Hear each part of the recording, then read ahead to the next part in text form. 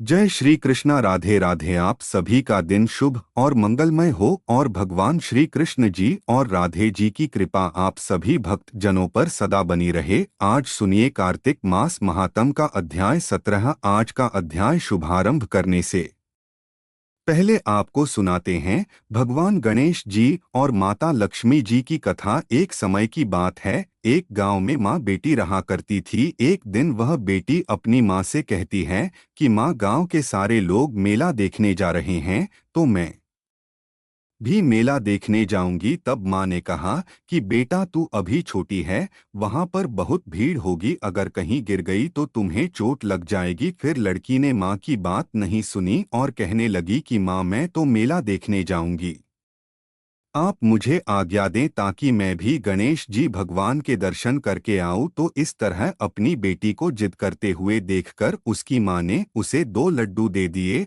और थोड़ा सा पानी पीने को दे दिया और कहा कि बेटा, एक लड्डू गणेश जी भगवान को खिला देना और थोड़ा सा पानी पिला देना, दूसरा लड्डू तुम खा लेना और बाकी बचा हुआ पानी पी लेना। वापस आओगी तब तक तुम्हें भूख लग जाएगी। तो इस तरह वह लड़की अपनी माँ की आज्ञा लेकर गणेश मेला देखने चली गई। मेला खत्म होने पर सारे गांव वाले वापस आ गए, लेकिन वह लड़की घर नहीं आई। मेले में जो जो गणेश जी की मूर्ति थी उसके पास वो जाकर बैठ गई और कहने लगी कि गणेश जी, एक लड्डू खा लो और पानी पी लो। माँ ने भेजे हैं और कहा है कि एक लड्डू और थोड़ा सा पानी आपके लिए है और दूसरा लड्डू और बचा हुआ पानी मेरे लिए है। पर गणेश जी तो नहीं आए। थोड़ी देर बाद वह कहने लगी कि गणेश जी, पहले आपको खाना है, आपके खाने के बाद कि मैं खाऊंगी और मुझे जोरों की भूख लगी है। इस तरह कहती हुई बार बार गणेश जी से वह प्रार्थना करने लगी। कहते कहते सारी रात बीत गई। गणेश जी सोचने लगे कि अगर मैंने एक लड्डू नहीं खाया और पानी नहीं पिया तो यह भूख ही यहीं पर बैठी रहेगी और घर नहीं जाएगी। यह सोचकर गणेश जी एक लड़के का वेश बनाकर वहां पर आए और कहने लगे कि लाओ मेरा लड्डू और थोड़ा सा पानी। तो उसने कहा, मैं कैसे मान लूं कि तुम गणेश जी भगवान हो। तो गणेश जी भगवान उसके भोलेपन से बहुत ही खुश हुए और अपने असली रूप में आ गए। यह देखकर वह लड़की बहुत ही खुश हुई और भगवान को प्रणाम करके उसने लड्डू और पानी का भोग लगा दिया। तो भगवान ने लड्डू खाया और पानी पीकर उस लड़की से कहा कि बेटा, मैं तेरी सच्ची भक्ति से बहुत प्रसन्न हो, मांगो तुम क्या मांगती हो। तो वह लड़की मन ही मन सोचने लगी कि क्या मांगू, अन्न मांगू या धन मांगू या अपने लिए अच्छा सा वर मांगू, खेत मांगू या महल मांगू। वह तो मन में सोच ही रही थी कि गणेश जी तो उसके मन की बात जान गए और कहने लगे कि बेटा, तुम अपने घर जाओ, जो तुमने मन में सोचा है वह सब कुछ तुम्हें मिल जाएगा। यह सुनकर वह लड़की बहुत खुश हुई और जल्दी जल्दी अपने घर को चली गई और सोचने लगी कि माँ को जाकर बता। पर उसकी माँ का तो पीछे चिंता के मारे बुरा हाल था। वह सोच रही थी कि लड़की को कहीं कुछ हो ना गया हो। सारी रात उसी के इंतजार में बिता दी। सुबह हुई तो लड़की घर पहुंची तो चिंतित भाव में माँ ने उससे पूछा कि बेटा, तुम कैसी हो, इतनी देर कहाँ थी। तो बेटी ने कहा कि माँ, जैसे आपने कहा था मैंने तो वैसा ही किया, गणेश जी आए ही नहीं, सारी रात बीत गई। सुबह जब होने वाली थी तब गणेश जी आए। फिर मैंने एक लड्डू और पानी गणेश जी को दिया, उसके बाद ही दूसरा लड्डू और बचा हुआ पानी मैंने पिया। इसलिए गणेश जी ने मुझे आशीर्वाद दिया है कि जो कुछ मैं मांग रही हूँ वह सब कुछ पूरा हो जाएगा। यह सुनकर उसकी माँ बहुत खुश हुई और माँ बेटी के देखते ही देखते जैसा लड़की ने सोचा था वह सब कुछ हो गया है। गणेश जी भगवान, जैसे आपने उस लड़की की पूजा स्वीकार की वैसे सबकी करना, सुख सौभाग्य सबका बनाए रखना। बोलिए गणेश भगवान की जय। आइए अब सुनते हैं माँ लक्ष्मी जी की कथा। इस कथा को सुनने से घर में धन वैभव की प्राप्ति होती है और सुख सौभाग्य बना रहता है। तो प्रेम से बोलिए माँ महालक्ष्मी जी की जय। एक समय की बात है, भद्रशवा नाम के एक राजा थे। वे बड़े ही पराक्रमी राजा और उनकी पत्नी का नाम सूरज चंद्रिका था। रानी दिखने में बहुत ही सुंदर और सुलक्षणा थी तथा पतिव्रता नारी थी। उन दोनों को सात पुत्र तथा उसके बाद में एक कन्या का वरदान मिला था, तो वरदान के अनुसार उन्हें पहले 7 पुत्रों की प्राप्ति हुई। उसके बाद एक कन्या ने जन्म लिया तो राजा और रानी ने अपनी बेटी का नाम श्याम बाला रखा। एक समय की बात है कि माँ लक्ष्मी जी के मन में आया कि मैं महल में जाकर राजा के राजप्रसाद में रहूं, इससे राजा को दुगुने धन दौलत की प्राप्ति होगी और वह इस धन दौलत से अपनी प्रजा को और भी अधिक सुख दे पाएगा। अगर गरीब के घर में रहूंगी तो वह तो स्वार्थी की तरह केवल अपने ऊपर ही खर्च करेगा। तो यह सोचकर श्री महालक्ष्मी जी ने बूढ़ी ब्राह्मण स्त्री का रूप धारण किया और हाथ में लाठी लेकर लाठी के सहारे धीरे धीरे रानी के महल के द्वार तक पहुंच गई। उन्होंने बूढ़ी औरत का रूप धारण किया था, फिर भी उनके चेहरे पर देवी का सा तेज था। उन्हें देखते ही एक दासी सामने आई और पूछने लगी कि आपका नाम क्या है, कौन से गांव से आई है, क्या काम करती है, आपका धर्म क्या है। तो वृद्ध ब्राह्मण का रूप धारी लक्ष्मी माता ने कहा कि बेटी, मेरा नाम कमला है, मेरे पति का नाम भुवनेश है, हम द्वारिका में रहते हैं। तुम्हारी रानी पिछले जन्म में एक की पत्नी थी, वह वैश्य गरीब था। दरिद्रता के कारण इनके घर में रोजाना झगड़े होते थे। उसका पति उसे रोज मारता था। इन्हीं बातों से तंग आकर वह घर छोड़कर चली गई और वन में खाली पेट भटकने लगी। मुझे इसकी दुर्दशा पर दया आ गई और मैंने उसे सुख संपत्ति देने वाली श्री महालक्ष्मी जी की कथा सुनाई थी। मेरे कहने पर उसने श्री महालक्ष्मी जी का व्रत किया था, जिससे लक्ष्मी माता प्रसन्न हुई और इसकी गरीबी दूर हो गई। उसका घर धन दौलत संपत्ति से भर गया। बाद में पति और पत्नी अपने जीवन में सारे सुखों का भोग करते हुए परलोक को चले गए। लक्ष्मी व्रत के कारण वे पहले लक्ष्मी लोक में रहे। उन्होंने जितने साल महालक्ष्मी जी का व्रत किया था, उतने हजारों सालों तक उन्हें वहां पर सुख भोग मिला। उसके बाद तुम्हारी रानी का जन्म राजघराने में हुआ है, परंतु वह तो श्री महालक्ष्मी का व्रत करना भूल गई है, उसे मैं याद दिलाने आई हूं। तो बुढ़िया माई की बात सुनकर दासी ने उन्हें प्रणाम किया तथा श्री महालक्ष्मी का व्रत किस तरह किया जाता है इसके बारे में पूछा। तो महालक्ष्मी जी ने दासी को पूजा की विधि और व्रत की महिमा बताई। इसके बाद वह दासी माता को प्रणाम करके रानी को यह बताने के लिए अंदर चली गई। लेकिन राज वैभव में रहते हुए रानी को अपने ऐश्वर्य का बहुत ही घमंड था। संपत्ति तथा अधिकार की वजह से वह उन्मत्त हो गई थी। दासी द्वारा बताई गई बुढ़िया की बातें सुनकर वह आग बबूला हो गई और भागकर राजद्वार पर आई और बुढ़िया के रूप में आई। श्री महालक्ष्मी जी पर क्रोध के मारे न जाने कौन कौन से शब्द कहने लगी। रानी को पता नहीं था कि बुढ़िया के रूप में मां महालक्ष्मी स्वयं आई है। रानी की इस तरह से रूखे बर्ताव को देखकर और अपने अनादर को देखकर माता ने वहां ठहरना उचित नहीं समझा। वह सोचने लगी कि इसे तो अपने आप पर बहुत ही घमंड है, मुझे यहाँ से चलना चाहिए। तो वह बुढ़िया के रूप में आई लक्ष्मी माता अपनी लाठी के सहारे धीरे धीरे महल से बाहर निकल गई और जंगल की तरफ जाने लगी। तो गांव के रास्ते में उन्हें राजकुमारी श्याम बाला मिल गई। तो श्याम बाला ने बूढ़ी औरत को देखते ही कहा कि माँ जी, राम राम, आपको पहले कभी नहीं देखा, कहाँ से आई हो और कहाँ जा रही हो। तो माता लक्ष्मी कहने लगी कि बेटा, मैं तो तुम्हारी माँ से मिलने आई थी, उसे उसके पिछले जन्म के बारे में बताने के लिए। तो उसने तो मुझ पर क्रोध किया और मेरा अनादर किया। मैं तो सिर्फ उसे माता लक्ष्मी का व्रत करने के लिए बोली। यह सुनते ही श्याम बाला ने अपनी ओर से माता महालक्ष्मी से माफी मांगी और कहा कि माँ जी, आप मुझे व्रत की विधि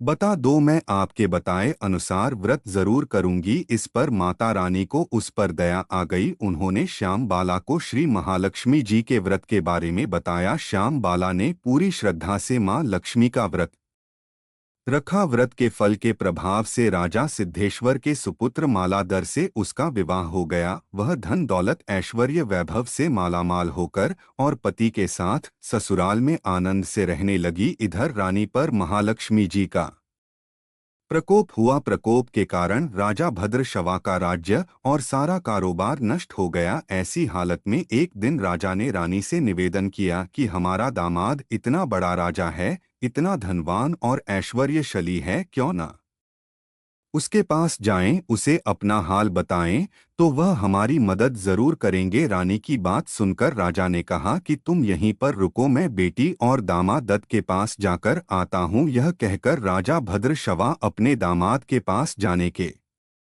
लिए रवाना हो गए। उसके राज्य में पहुंचकर एक तालाब के किनारे थोड़ी देर विश्राम करने के लिए ठहर गए। उसी तालाब से पानी लेने आने जाने वाली दासिया ने उन्हें देखा तो उन्होंने बड़ी ही विनम्रता पूर्वक पूछा कि आप कौन हैं। तो उन्हें मालूम हुआ कि वे तो रानी श्याम बाला के पिता है। वे दौड़ती हुई रानी श्याम बाला के पास गई और सारी बात बताई तो रानी ने दासी के हाथ राज परिधान भेजकर बड़े ठाठ से स्वागत और आदर सत्कार करके अपने पिताजी को बुलाया और खूब खातिरदारी की। 2-4 दिन रुकने के बाद में जब राजा भद्रशवा लौटने लगे तो उनकी बेटी ने सोने की मोहरों से भरा हुआ घड़ा दिया। जब राजा भद्रशवा घर लौट आए तो उन्हें देखकर रानी सूरज चंद्रिका बहुत ही खुश हुई कि फटे पुराने कपड़े पहन कर गए थे और राजा के परिधान में वापस आए हैं तो बेटी ने खूब सारा धन दिया होगा। फिर राजा ने वह घड़ा अपनी पत्नी सूरज चंद्रिका को दे दिया। जैसे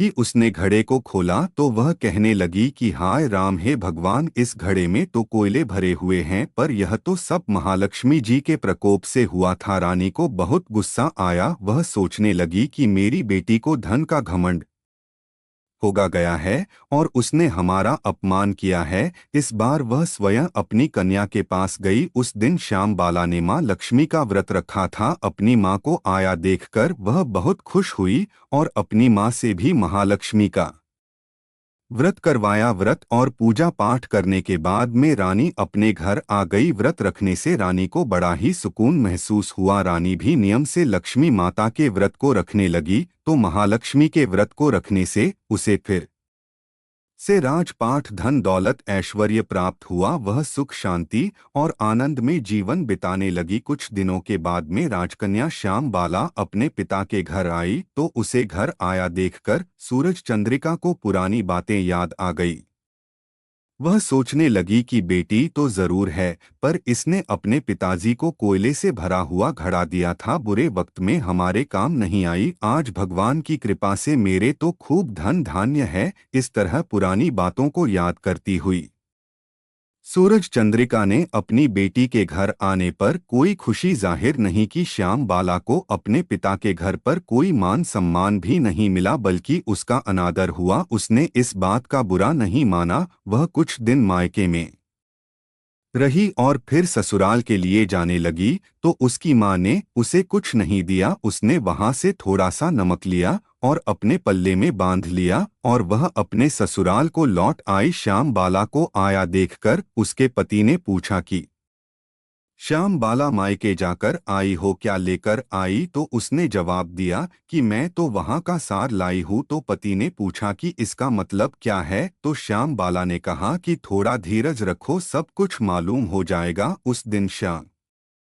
बाला ने सारा भोजन बनाया तो उसमें नमक नहीं डाला और अपने पति को भोजन परोस दिया। पति ने जब भोजन चखा तो सारा खाना बिना नमक की था, उसमें कोई भी स्वाद नहीं था। तो उसने श्याम बाला से कहा कि आज तुमने ऐसा कैसा भोजन बनाया, इसमें तो कोई भी स्वाद नहीं है। तो अपने पति की बात सुनकर श्याम बाला ने अपनी चुनरी के पल्ले के लगाई हुई गांठ खोलकर उसमें से नमक डाल दिया, जिससे सारा भोजन स्वादिष्ट हो गया। अब उसके पति ने कहा कि भोजन अब स्वादिष्ट हो गया है, आपने बिना नमक के भोजन क्यों बनाया था? तो श्याम बाला बोली कि स्वामी, यही है मायकी से लाया हुआ सार। श्याम बाला के इतना कहते ही उसके पति को सारी बात समझ में आ गई। फिर दोनों हंसने लगी और साथ साथ भोजन करने लगे। हे लक्ष्मी माता, जैसे आपने श्याम बाला को धन धान्य दिया वैसा हमें भी देना, सुख सौभाग्य का वास करना, अन्न धन के भंडार भरना। जो भी आपकी इस कथा को सुने या सुनाए उसकी सभी मनोकामनाएं पूरी करना। बोलिए माँ लक्ष्मी जी की जय। अब सुनिए आज का कार्तिक मास महात्म्य, दीपावली को दीप मालिका के महत्व और महालक्ष्मी जी के पूजन की विधि ध्यानपूर्वक सुनने के बाद महाराज पृथु ने नारद जी से विनती की कि हे देवशी, अब आप अन्यकूट और गोवर्धन का महात्म्य सुनाने की कृपा कीजिए। तब देवर्ष कहने लगे, दीपावली के अगले दिन कार्तिक शुक्ल प्रतिपदा को गोवर्धन पूजा और अन्नकूट होता है और इस दिन पृथ्वी पर गोबर का गोवर्धन बनाकर उसका पूजन करें और अन्नकूट बनाए ब्राह्मणों को भोजन कराने के बाद स्वयं भोजन करें। गौ और बैल का भी पूजन करना चाहिए।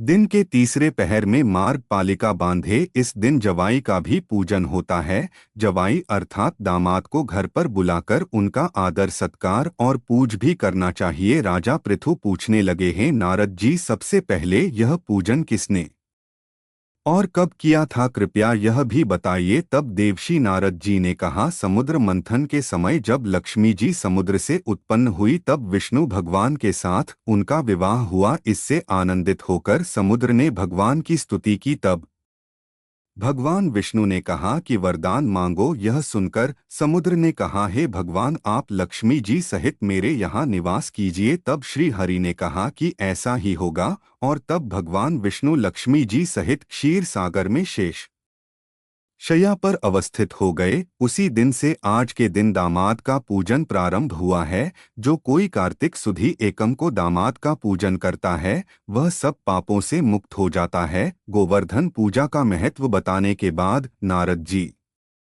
कहने लगे, हे राजा पृथु, कार्तिक सुधी दूज को यम द्वितीया कहते हैं। इस दिन यमुना स्नान करके यमराज का पूजन किया जाता है। दीपावली के बाद की इस द्वितीया को भैया दूज भी कहा जाता है। इस दिन भाई अपने घर भोजन न करें। अगर अपनी बहन ना हो तो गुरु की कन्या भी बहन के समान होती है, इसलिए उसे ही बहन मानना चाहिए। इस दिन बहन अपने भाई की आयु बढ़ाने की कामना से 8 अर्थात मार्कंडेय, व्यास, हनुमान, विभीषण, कृपाचार्य, अश्वत्थामा और परशुराम जी का विधि पूर्वक पूजन करें। फिर भाई को बुलाकर उसको तिलक लगाते हुए कहे कि हे सूर्य, चंद्रमा, पृथ्वी, समुद्र, वेद, पुराण, तप, सत्य, ब्रह्मा, विष्णु, महेश, देवता और मुनि तथा धर्म मेरे भाई की रक्षा करें।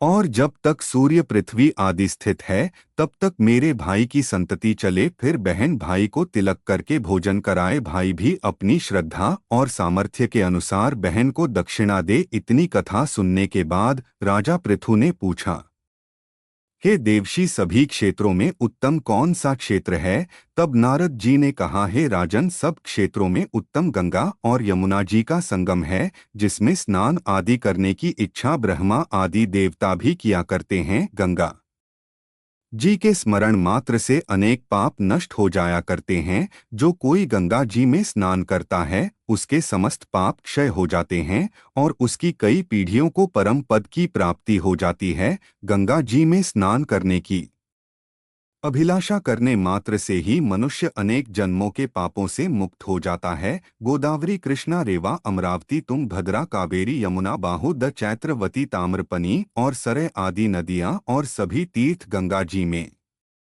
स्थित है। काशी क्षेत्र सभी क्षेत्रों में उत्तम है। जो काशी में वास करते हैं वे जीवन मुक्त हो जाते हैं। जो व्यक्ति काशी क्षेत्र का स्मरण करते हुए अपने शरीर का त्याग करता है वह भी मोक्ष प्राप्त कर लेता है। नमशारण्य तीर्थ में सूत जी से इतनी कथाएं सुनने के बाद ऋषि मुनियों ने निवेदन किया कि हे सूत जी, अब आप कृपा करके भगवान के चरणों से उत्पन्न हुई गंगा जी का महात्म्य सुनाइए। तब सूत जी बोले, हे ऋषियों, इस संबंध में नारद मुनि ने जो कुछ भी राजा पृथु से कहा था वही मैं तुमको सुनाता हूँ। ध्यान से सुनो। समस्त देवताओं और दैत्यों को उत्पन्न करने वाले महर्षि कश्यप जी की 2 पत्नियां थी। एक पत्नी का नाम अदिति था और दूसरी का नाम दिति। अदिति के पुत्र देवता कहलाए और दिति से दैत्यों की उत्पत्ति हुई। भाई होते हुए भी देवताओं और दैत्यों में जन्म से ही परस्पर वैर भाव चल रहा था। कालांतर में प्रहलाद जी का पुत्र और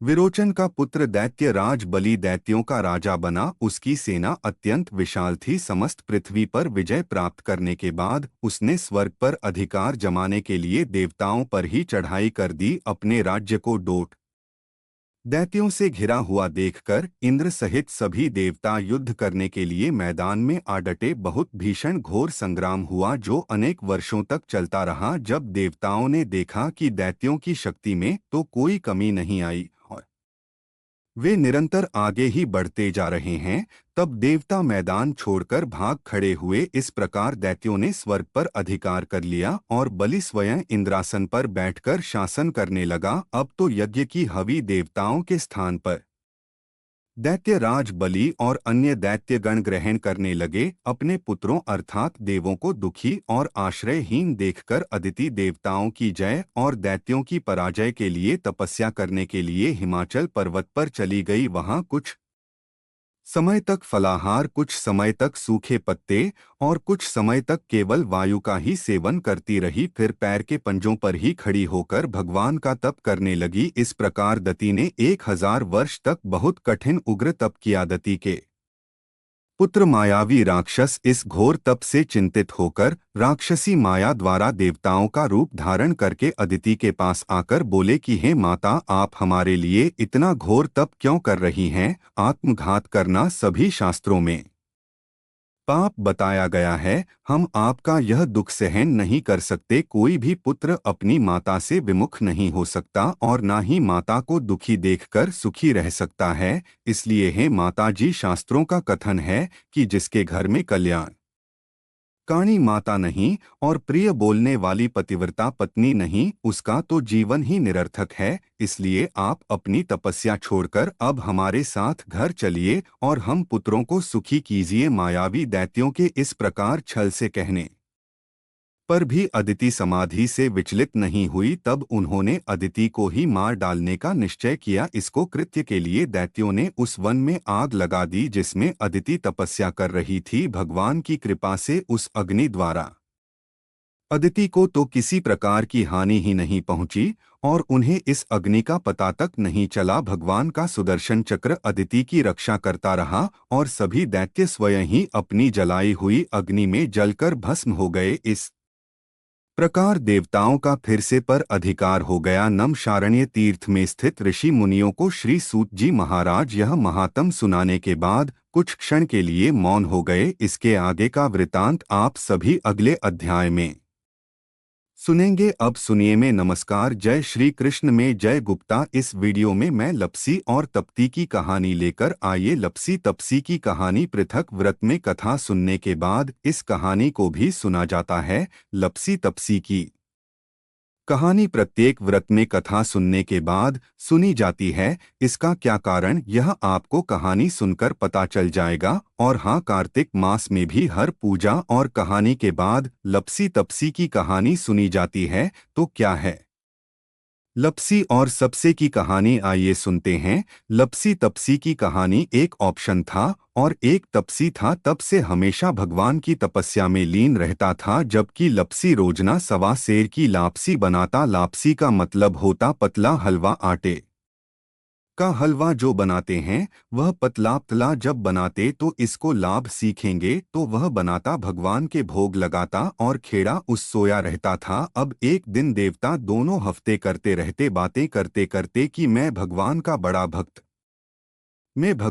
बड़ा भक्त करके दोनों लड़ने लग जाती। तब सीट बोलता होगा कि मैं तो रोज भगवान की तपस्या करता हूँ, इसलिए मैं बड़ा भक्त हूँ। तो लपसी बोलता है वह मैं रोज भगवान को सवा सेर लापसी का भोग लगाता हूँ, इसलिए मैं बड़ा भक्त हूँ। अब नारद जी माँ से गुजर रहे थे, दोनों को लड़ता हुआ देखते तो उनसे पूछते कि तुम दोनों क्यों लड़ रहे होंगे। तो तब सीट बोलता है कि मैं बड़ा हूँ, मैं भगवान की तपस्या करता हूँ, तो मैं बड़ा भक्त हूँ। तो लक्षित होता है मैं भगवान को रोज भोग लगाता हूँ तो खरीद तपस्या करता है का यह जो मैं बड़ा भक्त हूँ। तो नारद जी बोलते होंगे कि तुम्हारा फैसला तो मैं करूँगा, तुम कैसे अपना फैसला कर सकते हो? तो तुम्हारा फैसला मैं कल करूँगा का या दूसरे दिन क्या करते हैं। यह लपसी तपसी दोस्तों नहाने जाते होंगे भक्ति करने के लिए। अब नारद जी छुपके उनके रास्ते में, दो ही के रास्ते में 1.25 करोड़ की एक रत्न जड़ित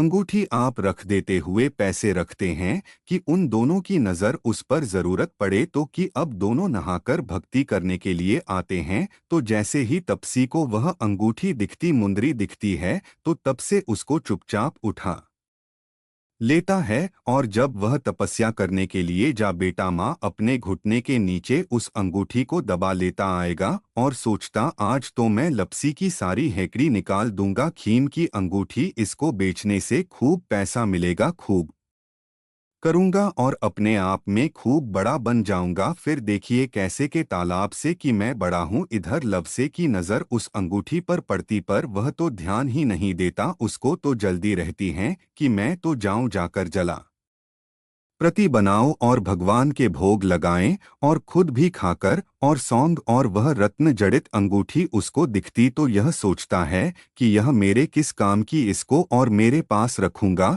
तो कोई आकर में को चोर लुटेरा लूट कर ले जाएगा और मेरी गर्दन काट कर ले जाएगा।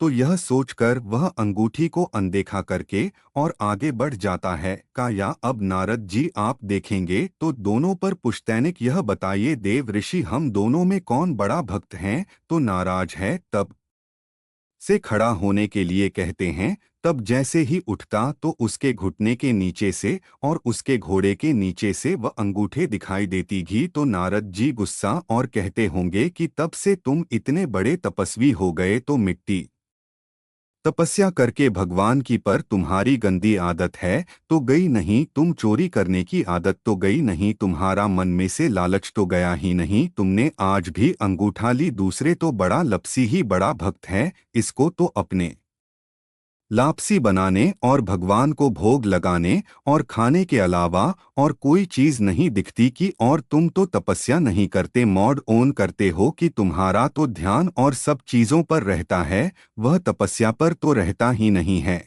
इस तरह से इसको लगातार देंगे और के तक यह तुम्हारी तपस्या कब तुमको कोई फल नहीं मिलेगा। तो चौकसी शर्मिंदा होकर माफी मांगता है का यह मुझे माफ कर दो, आगे से ऐसा नहीं करूंगा। फिर वह नारद जी से पूछता है कि मुझे मेरी तपस्या का फल कैसे मिलेगा। तो नारद जी कहते होंगे कि यदि कोई गाय और कुत्ते की रोटी बना की बात तो उसका फल तुझे मिलेगा, यदि कोई ब्राह्मण को भोजन कराए और उनको दक्षिणी दे तो उसका फल तुझे मिलेगा, यदि कोई साड़ी देख किसी को और उसके साथ में ब्लाउज नहीं दे तो उसका फल तुझे मिलेगा, यदि कोई दिए से दिया जलाए आएगा तो उसका फल तुझे मिलेगा, यदि कोई सारी कहानियां सुनने पर लपसी तपसी की कहानी सुनी तो उसका फल तुझे मिलेगा। उस दिन से हर व्रत कथा कहानी के बाद लपसी तपसी की कहानी सुनी जाती है। अब सुनिए तुलसी चालीसा। जय भगवती सत्यवती सुखदानी, नमो नमो हरि प्रेयसी।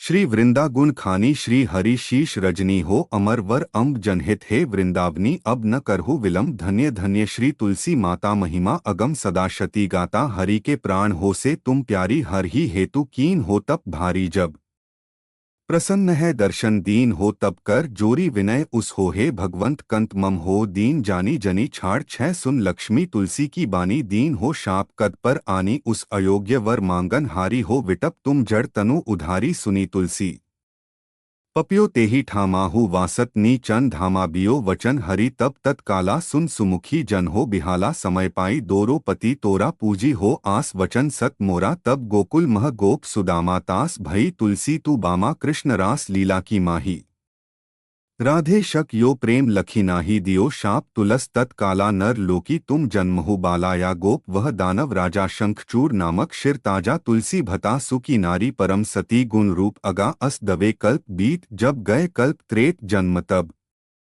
भय वृंदा नाम भयो, तुलसी को असुर जलंधर नाम, पति को करी अति द्वंद, अतुल बलधामा लिहा शंकर से संग्रामा, अब निज सैन्य सहित शिव हारे मरहीन, तब हर हरि ही पुकारे, पतिव्रता वृंदा थी नारी को न सके पति ही सहारी, तब जलंधर ही भेष बनाई फंदा, ठग हरि पहुँच उजाई, शिव हित लही करी कपट, प्रसंगा कियो सतीत्व धर्म तो ही भंगा, भयो जलंधर कर सहारा, सुनी शोक उपारा, तिही क्षण दियो कपट, हरि तारी लखी वृंदा, दुख गिरा उचार जलंधर जस हति अभिता सोई रावण तस हर ही सीता अस्प्रस्तर सम हृदय तुम्हारा धर्मखंडी ममपति ही सहारा यही कारण लही शाप हमारा होवे तनु पाषाण तुम्हारा सुनी हरि तुरत ही वचन उचार दियो शाप बिना बचारे लखी न निज करतूत पति को डोट छल न हियो जब पार्वती को जड़मती त अस हो जड़ रूपा जगमह तुलसी विटप अनुपा धगवर रूप हम शली ग्रामा गंड की बीच ललामा जो तुलसी दल हम ही चढ़ी है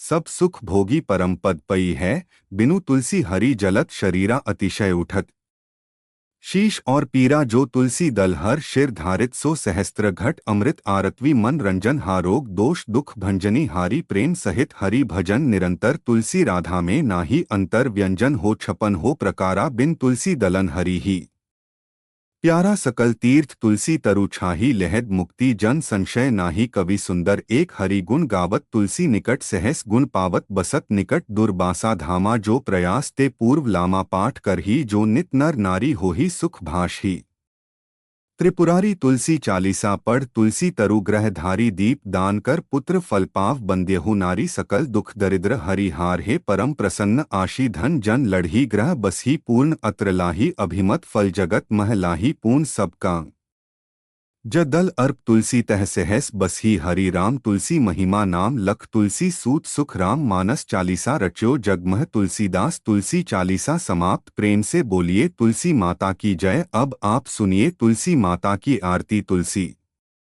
महारानी नमो नमो हरि की पटरानी नमो नमो तुलसी महारानी नमो नमो धन तुलसी पूरण तप कीनो शालिग्राम बनी पटरानी नमो नमो तुलसी महारानी नमो नमो हरि की पटरानी नमो नमो जाकी पत्र मंजरी कोमल श्रीपति कमल चरण लपटा नहीं नमो नमो तुलसी महारानी नमो नमो हरि की पटरानी नमो नमो कौन से महीने बोई रानी तुलसा कौन से महीने हुई हरियाली नमो नमो कौन से महीने हुई तेरी पूजा कौन सी महीने हुई पटरानी नमो नमो तुलसी महारानी नमो नमो हरि की पटरानी नमो नमो आषाढ़ मास में बोई रानी तुलसा सावन मास में हुई हरियाली नमो नमो तुलसी महारानी नमो नमो कार्तिक मास में हुई तेरी पूजा मंग सिर मास में हुई पटरानी नमो नमो तुलसी महारानी नमो नमो धूप दीप नैवेद्य आरती पुष्पन की वर्षा बरसा नमो नमो तुलसी महारानी नमो नमो छपन भोग 36 व्यंजन बिन तुलसा हरि एक न मानी नमो नमो तुलसी महारानी नमो नमो जो तुलसी को सवेरे गाए श्री कृष्ण के दर्शन पाए नमो नमो